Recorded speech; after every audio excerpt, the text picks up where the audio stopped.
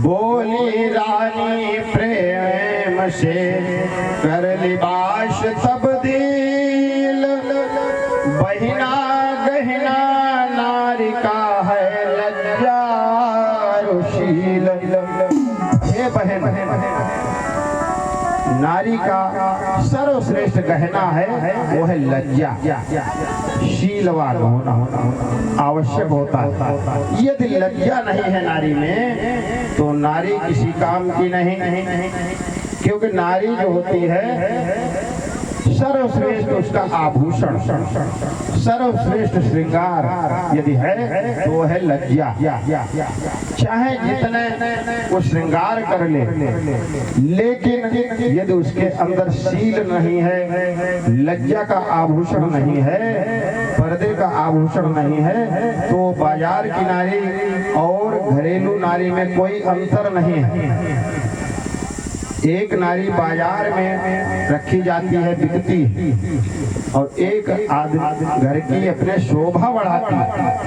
तो जो कीमती वस्तु होती है उसको घर में रखा जाता है, और जो फालतू की चीज होती है अपने प्रयोग से अधिकतर होती है, प्रयोग करने के लायक नहीं होती है। लोग यह भी समझते हैं अपने से अधिक होती है, भाई कितना प्रयोग किया जाए, वो चीज बाजार में भेज दी जाती है।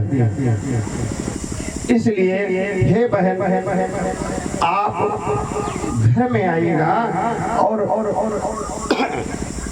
क्रोध को त्याग करके वार्तालाप करें, अपने घर को संभालिएगा। यदि आपके अंदर कोई विचार है तो हम शहर छोड़ने को तैयार हैं, अपना दायित्व तो आपको सौंप दूंगी। लेकिन इस प्रकार की जब उन्होंने बात कही है तो सुरुचि को वो बात बहुत ही शुभ गई। कहने लगी अभी तो हमें आए 2 मिनट भी नहीं हुआ, ये तो हमको ज्ञान सिखा रही है। तो रानी सुनीति कहती हैं आओ अपने घर को देखो, मेरा तो एक सहारा है।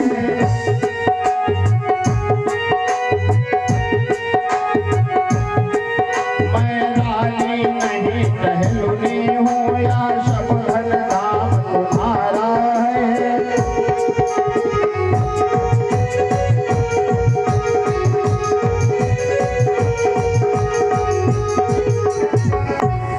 कि हे बहन, हम पूरे घर द्वार की चाबी आपको सौंप दूंगी, लेकिन आप क्रोध को त्याग दीजिएगा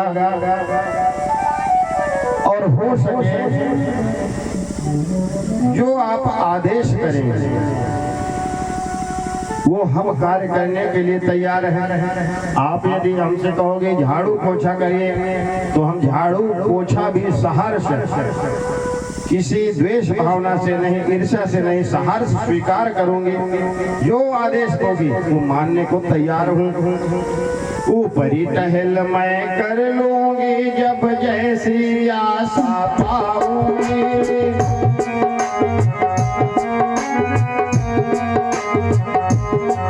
तो रोटी बहन दिए जाना, मैं तेरा लाल खिलाऊंगी।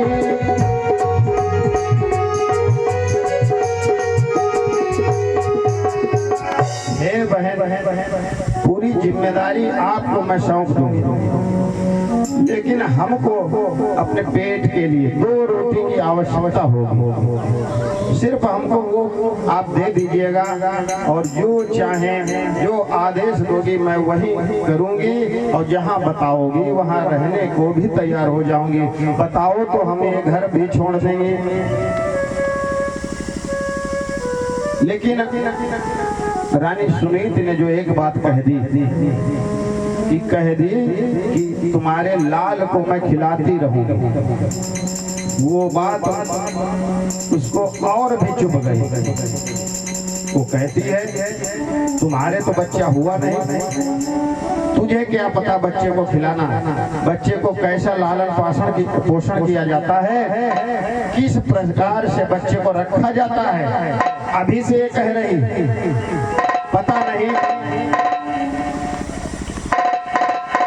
पता नहीं तू बच्चे का ख्याल रख पाएगी। भैया सुनील तिवारी जी मुन्ना निवासी फतियापुर भगवान के चरणों में 101 मुद्रा अर्पित कर रहे हैं। और नेता दीक्षित जी फतियापुर निवासी आयोजक मंडल के अंतर्गत ये दोनों व्यक्ति हैं, मूर्तियां हैं। भगवान सभी की मनोकामना पूर्ण करे, दिनों दिन के व्यापार में और परिवार में वृद्धि करे। बहुत बहुत धन्यवाद, साधुवाद। बोलिए गोविंद भगवान की जय हो। तो कह रही है पता नहीं है हमारे बच्चे का ध्यान रख पाएगी कि नहीं, पता नहीं ये ईर्ष्या के कारण उसकी गर्दन दबा दे या उसको परेशान करे किसी न किसी तरीके से।